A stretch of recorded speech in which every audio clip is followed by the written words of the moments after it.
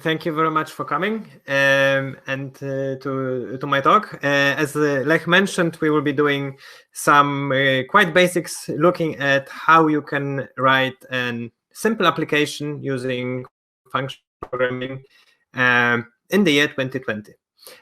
So yeah, my name is Adam Warski, and it's great to be part of Scalar again. So the talk will be mainly live coding. We will do a short introduction, then we will try to write an application using a couple of functional open source libraries, and then we will try to see where the functional programming really is in there. Okay, so let's start. Let's start with looking at the current state of affairs.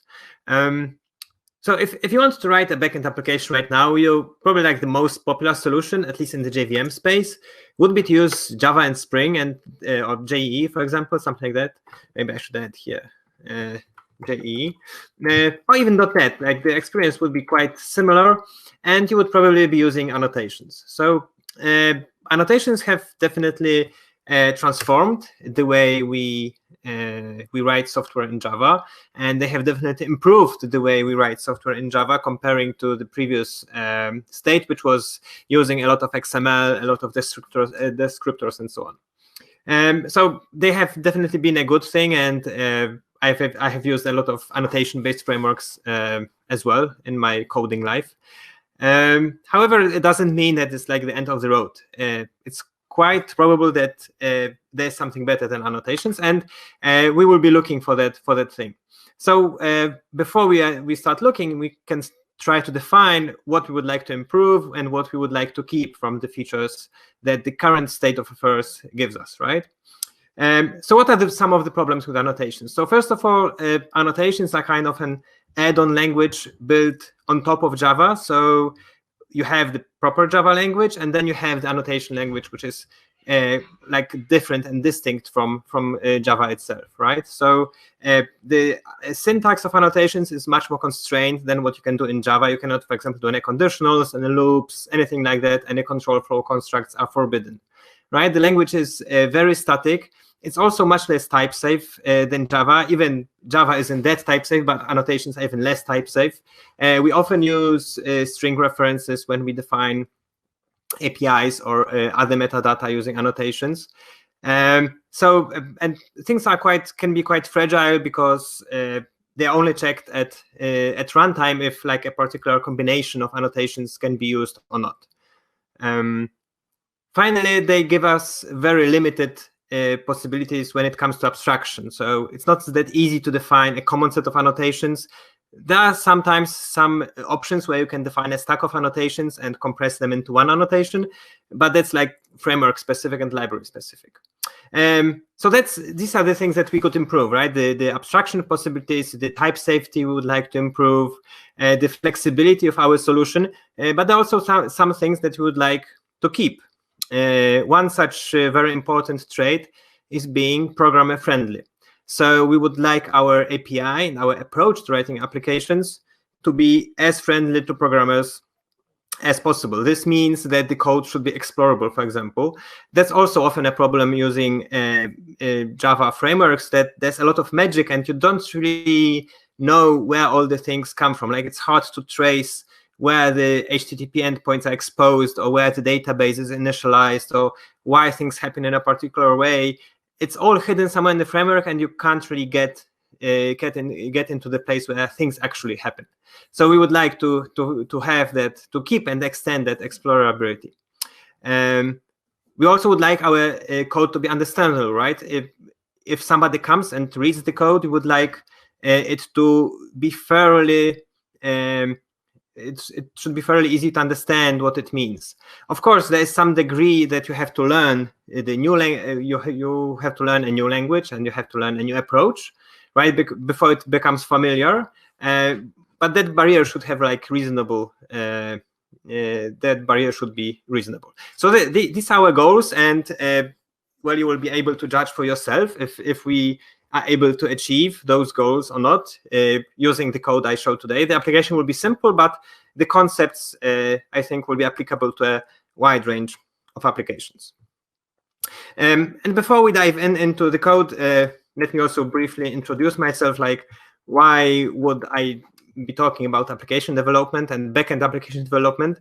So I've been doing that for almost 14 years, using a variety of technologies, starting with J2EE, through JBoss Theme, Spring, then going into Scala using Lift, Spray, like later Archive, HTTP, and HTTP4S. So I've seen a couple of different approaches into how you can structure applications, how you can define APIs, and how you can be friendly to programmers or not friendly to programmers. And day to day, I'm the co-founder and a software engineer at Software Mill.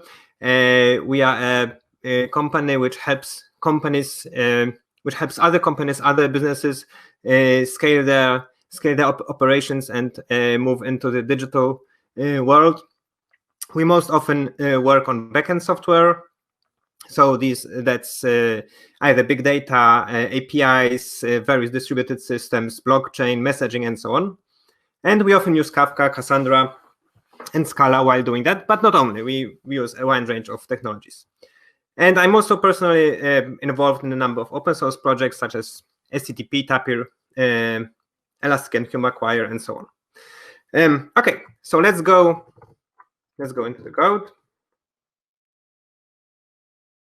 As you can see, we don't have much here. We just have a main object, which is a runnable application. We extend the up trait. This up trait actually comes from Zio. We will be using Zio to manage side effects. And because we are using the Zio app, what we have to define here is the main method, which will give us a description of a process which should be run by the Zio runtime. But we will get to that later. So the application that we will write is an application to manage, again, Scala FMP, is an application to submit likes about programming languages. So submit likes of programming languages. Okay. So we will store the data in a SQL database. So let's look at the schema of the database. So here's how we will here's where we will store the data. So we have a languages table, which has two fields, right? It's a table holding all the programming languages which have been liked, and they have a unique name and an ID, so nothing complicated. And then we have the likes table, which contains a reference to the language that is being liked, the username of the user who submits the like, and the created timestamp. So that's the data structure that we are going, the data schema that we are going to work with. So the first thing when we would like to expose an API for users to be able to submit likes is a way to actually write some data to the database. So let's write a method to do that. Okay. So the first method that we will write is an upset language method with it will accept the name of the language to submit. Sorry. Okay, upset language. So we want to insert a new language if it's not present, and if it is present, we just want to do nothing, right? So we will see what we return in a second. So what we will do here, well, we have to talk to the database, right? We will work with a SQL database. So what we will do is we will write some SQL. This SQL will be managed by Doobie. It's an open source library for working with a relational database. And when using Doobie, what you do is you write pure SQL, which might sound scary, but you will see that it's not that scary at all. So we use the SQL interpolator to write our query, and we will insert into languages. That's our table, columns ID and name, and we insert values, which are a randomly generated identifier, and the name that we have passed to our method, so that's the same name over here. We are using the familiar syntax from string interpolation to embed values into our query. Okay. And that's not all, because what we really want to do is, if the language is already there, we don't want to fail, we just want to do nothing. So we can use a feature of the SQL language, which is if there's a conflict on constraint languages name P, then we update and we set the name of the language, because we have to do something to the same name, and we return an ID. Okay. So we have used some non-standard SQL. It is standard SQL, but it's not. It's usually when you use an ORM that wouldn't be directly accessible, right? In that way, it's non-standard. So we have written our query to insert our language. And now, because like for doobie, it's mostly just text, so we still have to specify. We have to specify doobie what the query actually does. So what we have to do here is we have to strip the margin, and we have to say that that's an update query, and we want to get back the uniquely generated key. That's this object over here with the name, and it will be a UUID with the name ID. So what we get back, you can see that IntelliJ already gives a hint that what we get back is a connection IO of type UUID. So what is, let's maybe write it like that, connection IO UUID. Okay, so what is the type and what is the value that we get back here? So that type over here, that's a description of some operations that we should perform, that we would like to perform on the database. So the connection IO value, that's an immutable value which contains the query to execute. So once we invoke that method, so now if we write, for example, abstract language Scala, nothing actually would happen. The only thing that would happen is some memory would be allocated containing the description of an operation which would execute that query. It's only a description, only a value. Nothing actually happens when you invoke that method. We will see how we can actually run operations in a transaction a bit later. So you might be scared that it's 2020 and now I'm supposed to write queries in SQL. Like, wasn't this solved like years ago using Hibernate and JPA and so on? On one hand, yes. On the other, writing queries directly in the native language on the database is really liberating. You can use a lot more features from the SQL language that aren't accessible usually. You can use a lot. Well, you are free to do anything in the query you would like. You are not constrained by what the library to talk with the database gives you. So while it is still possible to automatically generate those queries, for example, using Quill, in reality, if you start doing that and if you start writing these queries by hand, you will find that this works just fine in a majority of cases, and you don't really need this automatic generation of the queries anymore.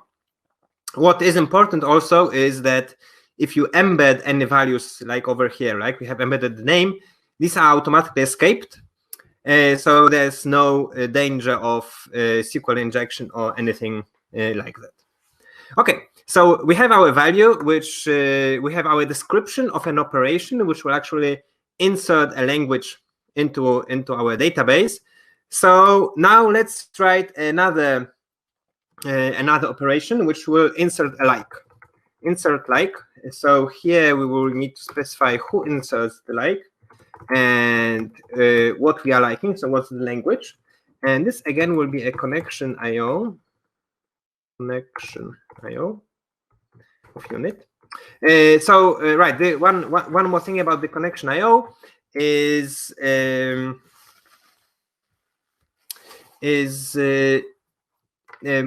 you might be familiar with the IO data type from other places in Scala, and an IO data type in general describes some side effecting operation, or contains some side effecting operation, which, when evaluated, will return a result of the given type. So here we have again some side effecting operation which will return a type UID, right?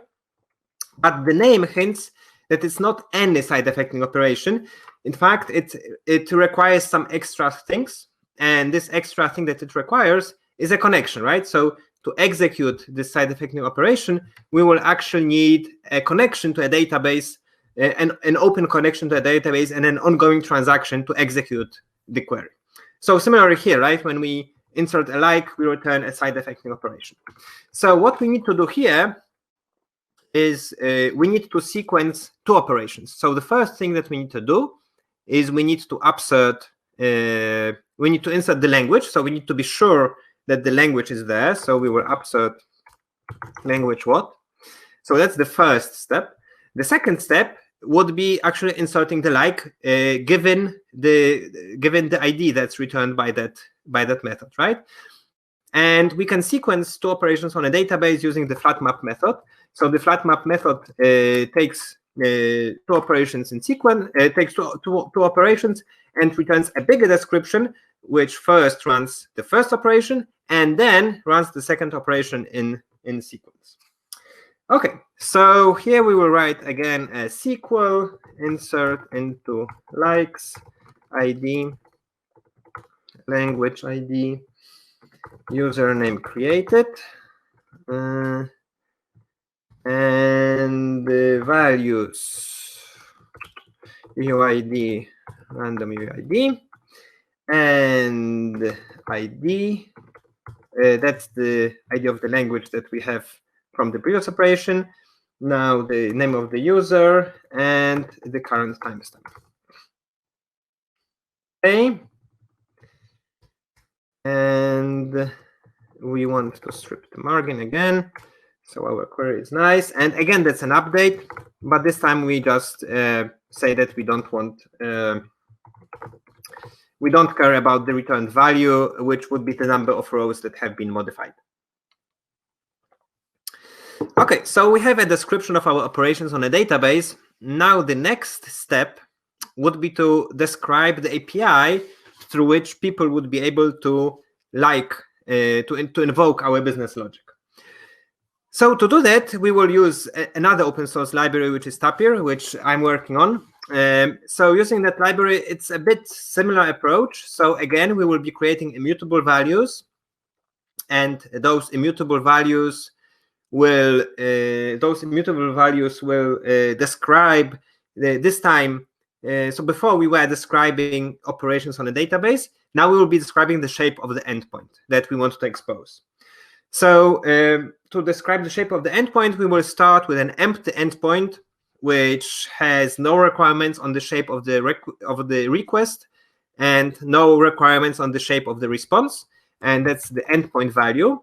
And now we will call a couple of methods on that empty endpoint to refine the description and add more detail. And as we go, each time we get a new immutable value which describes our endpoint in a bit more detail. So we say that it's an endpoint, and it will accept a request. It will accept post requests. And we will, as an input, so we now add some requirements on the shape of the HTTP request. So we say that the request has to contain an authorization header, which will hold the bearer token. So we add an input, which is the bearer, and we will deserialize it into a string. And we will accept requests using the path API /like. and we want to accept a JSON body of type like data, and like data will be a case class which we will define here. Username string, language string. Okay, very simple case class. It will be serialized. It will be deserialized from JSON on the server. And in case of an error, we want to return a string. And in case of success, we don't really do anything. Like we don't return anything special. In case of success, we will just return 200 OK, empty body, no special headers, and nothing like that. We will call that value like endpoint. Again, what we did here is we have created a description of an endpoint, and it doesn't really do anything. It's just a value in memory which describes the shape of the endpoint. So far, nothing has happened in our application yet. We just create descriptions. We can infer the type. And what's in the type of an endpoint? Like here we had, before we had the type of the value that the query returns. Here we have a bit more. We can see that we have 4 type parameters. Might be scary, but I think it's quite easy to get used to. So the first type parameter describes what are the values that we map to the HTTP request. So here we take the value of the authorization header, and we also map to the request body, right? So we take 2 values from the request, so it's a tuple of 2 values. Next, we have the type that is returned in case of an error. So in case of an error, we return a string, right? So here we have a string. And in case of success, we don't really do anything, so that's a unit, right? So we just return 200 OK, no values at all. And the final type parameter describes if we are dealing with any streams, like reactive streams or something like that. We are not, so that's not important in our setting. Okay, cool. So we have described our endpoint. So now finally, when we have all these descriptions, we might actually do some work. So to actually turn our description of an endpoint into a server which we can expose to the outside world, we need one more thing, which is the business logic, right? We have the shape of the endpoint. We still need the business logic. So we will now combine our endpoint with the business logic, and we will actually convert our endpoint to an HTTP4S route. So that's our server implementation. That's like a lower level server implementation, using which we will bind to the network interface and expose things to the network. HTTP4S will handle things like parsing the request, sending the response bytes, and so on. So we take our like endpoint, and well, we are using Zio to manage side effects. So what we will do here is we will convert this endpoint into the HTTP4S routes, given a business logic, which will be given as a Zio effect. So we call an extension method which is to Zio routes. You can see that the type has been inferred for us, and this type corresponds to what we see in the endpoint type, right? So we have to provide a method, a function, which takes a tuple of 2 values, which corresponds to the things that are extracted from the request, and returns an IO value. That's a Zio IO. So a Zio IO has separate channels for errors and for success. So we have the error part, which is a string, which corresponds to this one. And in case of success, we have to return a unit, which is this one, right? So here, tapir and Zio work closely together because both of them have separate error and success channels. Okay, so what we have to do here, we have to write our function. So we deconstruct the tuple. So we take the token and the like data, right? So we'll now do some security. So if the token is equal to 1, 2, 3, 4, that's very advanced security. If the token is equal to 1, 2, 3, 4, when we have to insert the like using like data username. and the like data dot language. Okay, so we are not quite done. What we get here is connection IO, right? That's the result of the method. So how do we convert that to a IO effect? Well, we have to start a transaction, and in that transaction we have to run this description of two operations, right? Remember that was a sequence of two operations: upserting the language and inserting the like. So we have to run a transaction which will actually run our description. So to run a transaction, we need a connection pool, and a connection pool in Doobie is called a transactor. Transactor task, that's a IO task. And to create a transactor, well, we have to provide some boring details, like we have to provide the driver, PostgreSQL driver. We have to provide the connection string, FP database, the username, and the password. Again, high security. Okay, and once we have the transactor, we can call the .transact method. And this transact method is like a compiler, so it takes our description of the operations on the database that we would like to do, and it returns an effect, as IO effect, which does three things. Well, five things, in fact. So it takes a connection from the connection pool, from the transactor. It starts a transaction. It runs the operations that are described by our description. It commits the transaction and releases the connection back to the pool. So that's what the compilation that happens when you call transact does.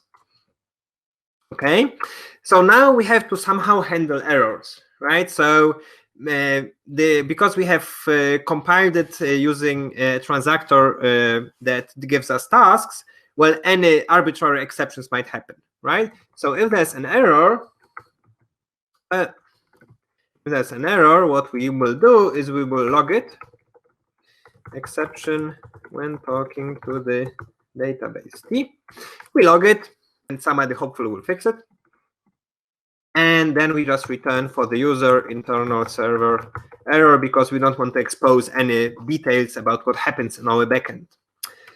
Okay, so now the type of this effect is, in case of an error, we will get a string because we have mapped errors to a string. And in the case of success, we just return a unit because that's the value returned by that query. So this matches the shape that's the shape that's required here, right? Either a string or a unit. Okay, and if our security has failed, then we return a failed effect with an invalid token message. Okay, so we have now converted. We have again compiled, you can say, the description of our endpoints as HTTP4S routes. So we will assign it to a value, and that's HTTP route task. So now here we have HTTP routes. So here we have been in the tapir world, and using that method, we have we went to the HTTP4S world, which is represented by this value. So the last thing that we have to do is we have to actually expose this to the outside world, and we will do that in the main method, in the run method over here. So in order to expose things to the outside world, we have to access the ZIO runtime and the ZIO thread pool. So we take the ZIO runtime and we flat map over it, implicit runtime. So this is needed for the integration between HTTP4S and ZIO. And now we create the server, giving it the thread pool of ZIO runtime platform executor SEC. Okay, so now what we have to do is we have to bind to HTTP port 8080. What else? And localhost. And now we have to specify the route to expose with HTTP app router / goes to like route.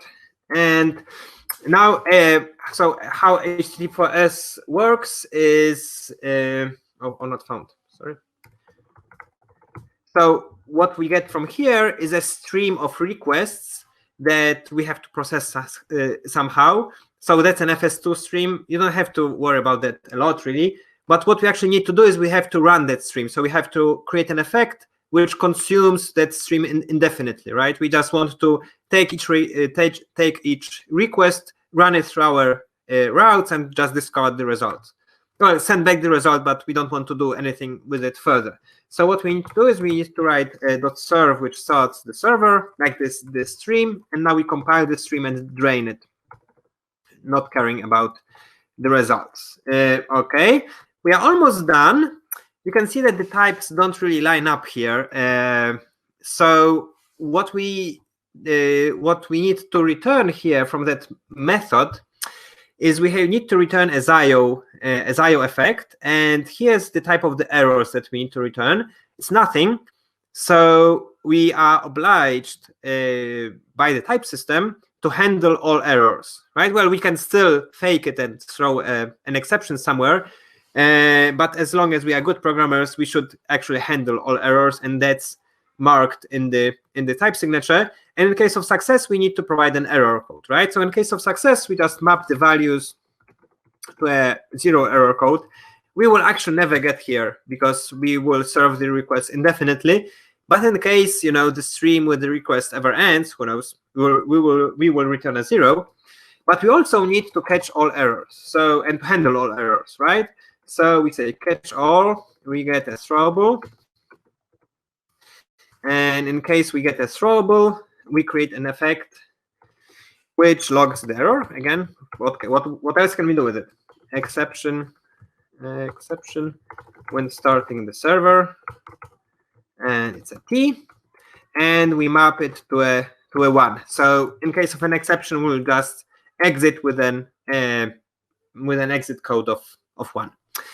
Okay, so we are almost done. One more thing that I would like to add is a feature of Tapir that we will use, is that since we have our endpoint described in such a nice way, and that's it's a value which describes the shape of our endpoint, it would be a waste not to use it in some other way. So we have already used that metadata and that shape to extract data from a request and map it to a response, but we can also use it in another way, and that is compiling our endpoint to documentation. So what we can do is we can generate OpenAPI documentation. So we can generate the OpenAPI YAML.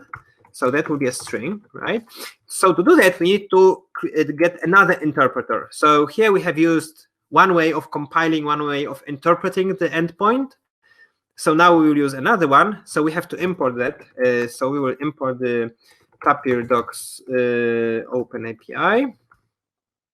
So once we have that import in place, we can take a list of our endpoints. Here's a very simple list, like endpoint, and then we can call the toOpenAPI method, best languages of 2020, version 1.0. Okay, so that's our interpreter. This will convert our endpoints into an OpenAPI data structure, which directly mirrors what's in the OpenAPI specification. And now we still have to serialize it, right? So we do an import http tapir OpenAPI YAML. So we still have to serialize that case class, the OpenAPI case class, to YAML. So then we call .to YAML. Okay. So we are almost done. We have the YAML that is the documentation of our endpoint. So now what we have to do is we have to create some routes which will serve that YAML along with all the assets, all the CSS and images of Swagger. So this will be the Swagger route is HTTPS routes of task. And we just use the built-in Swagger HTTP for its integration, giving it the YAML routes of task. And we need to use that route over here.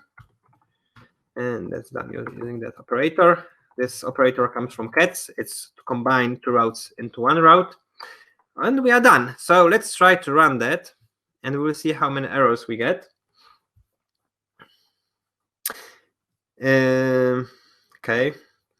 So I have the database ready over here.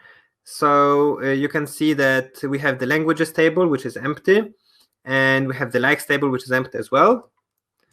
And okay, is it? Yeah, I need the type annotation. Okay, let's try to compile again. No messages. Now it's running. Okay, it compiled this time. So you can see that it's actually code that it didn't compile it at least once. So it's always good to know that it's real. Okay, so we have started the server. So now let's go to our browser. Let's open localhost 8080/docs. That's where our Swagger lives. So you can see that that's the languages, the title that we have used. We have our API here, right? So we can try it out. So username Adam W, language Scala, of course. What else? Execute, and yeah, we get a bad request because we didn't provide an authorization header. So let's try to authorize using 1235. Okay, let's try it again. Invalid token. Okay, so far so good, just as we have coded it. So now we will authorize in 1234. Okay, let's execute it. And we have a 200. That's good. So let's like some other language. So what other languages might we like? Let's say JavaScript, no, TypeScript maybe. Okay, execute. Okay, 200 again. Let's go to our database and we can see the languages. Yes, there are 2 languages. And in the likes, there are 2 likes as well. We can see if this upsert works. So let's try another user. Let's say Mary likes Scala and execute 200. So we can see that we have 3 likes, but still only 2 languages, hopefully. Yes. Okay. So this worked. That's always nice. So let's do a quick summary of what we have seen here. And -2 is first. So you might be wondering, like, where is the functional programming here, right? It's a bunch of libraries, and it's nice that they work, but where is the FP? So FP in its essence is really working with functions, and these functions transform and work with values. They're usually immutable values, right? So in case of Scala, that's like the natural construct. The natural thing is to have immutable values. So we've been working with a number of immutable values, starting with connection IOs, right? Immutable descriptions of queries. Task IO, the Zio effect type, is an immutable description of some process that might involve various side effecting and parallel concurrent operations. Then we have an endpoint, which is an immutable description of an endpoint. So that's all the same theme, that we have immutable values that we are working with. And then we have a number of functions which somehow transform these immutable values, right? We have flatmap, for example, which creates a sequence which takes 2 descriptions of the operations on a database and creates a bigger description that's a sequence of these 2, right? So that's a function which takes 2 values and returns another value, right? It's the only effect of that function is allocating some memory, really. It doesn't really do any side effects, right? It's just working with values. Same with transact, right? A transact compiles or translates or interprets a description of some operations on a database, so that they are represented as an effect which actually starts a transaction, does the operations, and commits it later. Same in Tapir. We have 2 routes and 2 OpenAPI, different ways to interpret the values and giving back some other values which we can again work with later. Same with Zio. Like, you don't really see it here, but what we return over here from the run method, right? The run method returns a value. Again, a value. It's just invoking run would just create the description and nothing else. So it's a value which has to be then passed to the Zio interpreter, which will step by step execute all of the operations defined in our application. And that's where the functional programming here is. Now let's go back to the sites. And that's like a basic techniques that is a common theme in functional programming and in this approach, right? We have small focused libraries which work with immutable values and functions, and they all work in a very roughly in a similar way, right? They separate the description of a problem, that's the value that we are creating, from its interpretation. So now creating the description of the solution, that's where we need to work on the API. That's where we can provide a friendly and a readable and explorable API for the programmer, right? So if you so all of these, for example, looking at tapir, right? All of these methods are helper methods which construct immutable values from some other immutable values, right? So these are methods again. These are functions, sorry, again, in the like FP sense, let's say.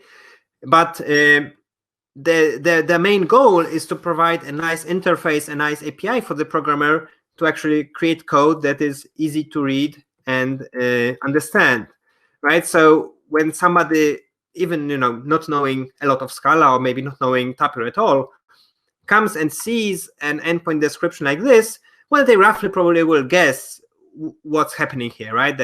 That's the path of the endpoint, and then should be a JSON body in the request, and so on. So that's probably should be readable.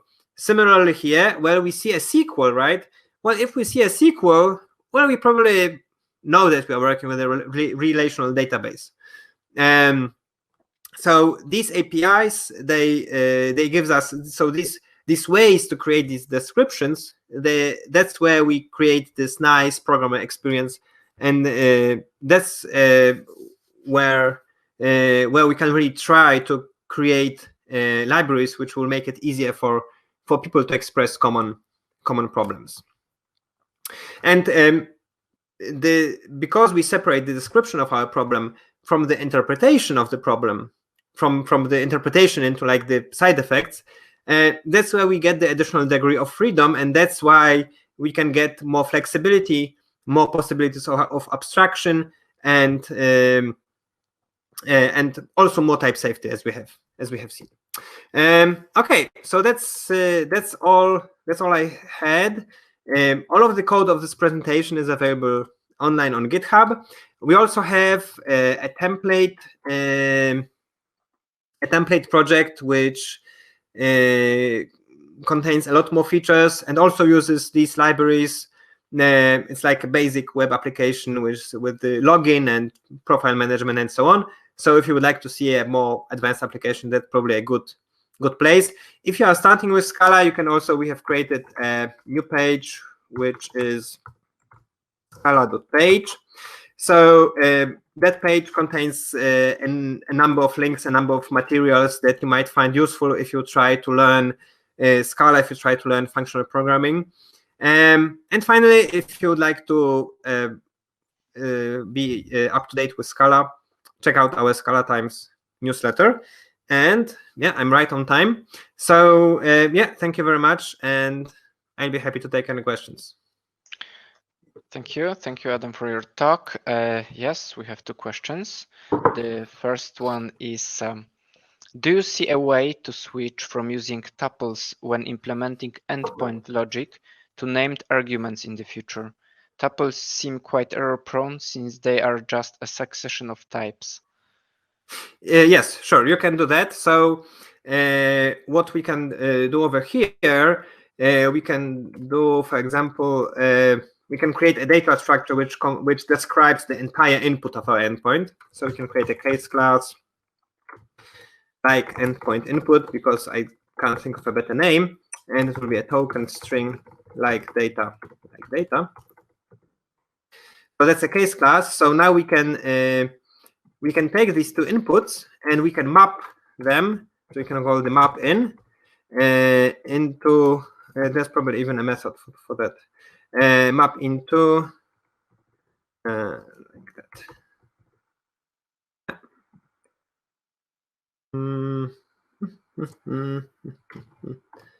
What's the signature? Companion, yeah, that should work.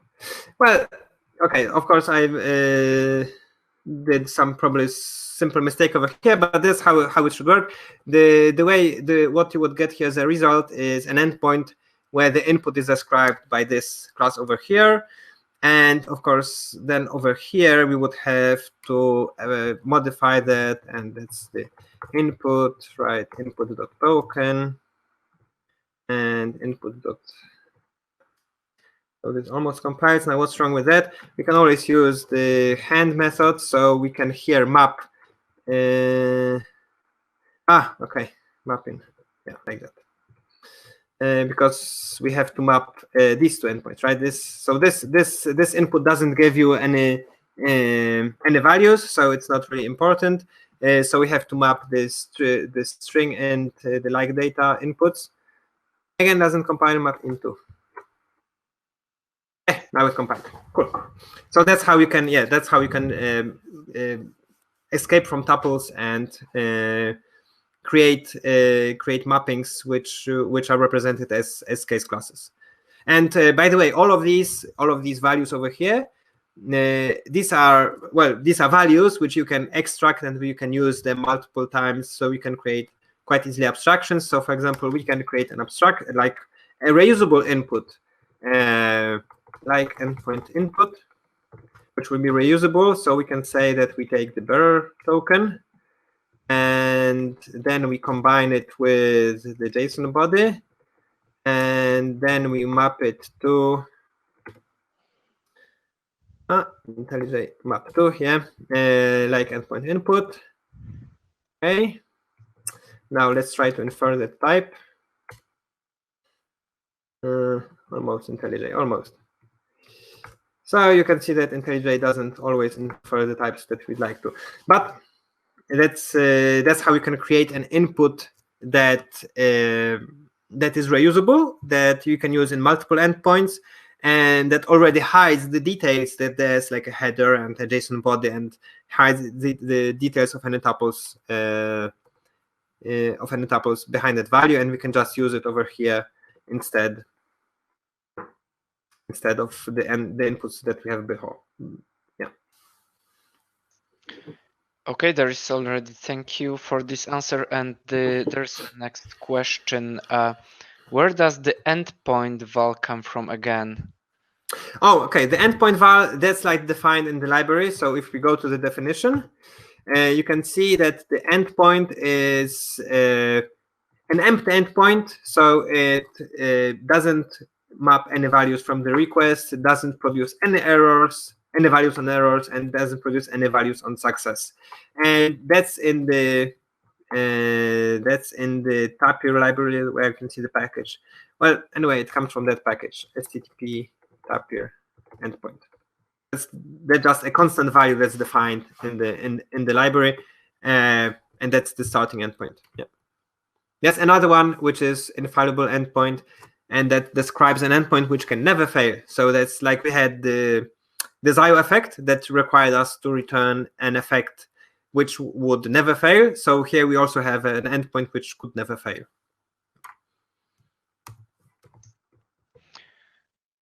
Okay, I think it will be it. If you have some more questions that you would like to ask in a directly in a more synchronous way, Adam will be soon in the Zoom Q&A room. So, please come. Please, so if you would have any questions, come to the Zoom Q&A. Yeah, and please give him some applause in the YouTube chat so he can see offline. Thanks a lot. Adam. Yeah, thank you very much for coming. Thanks.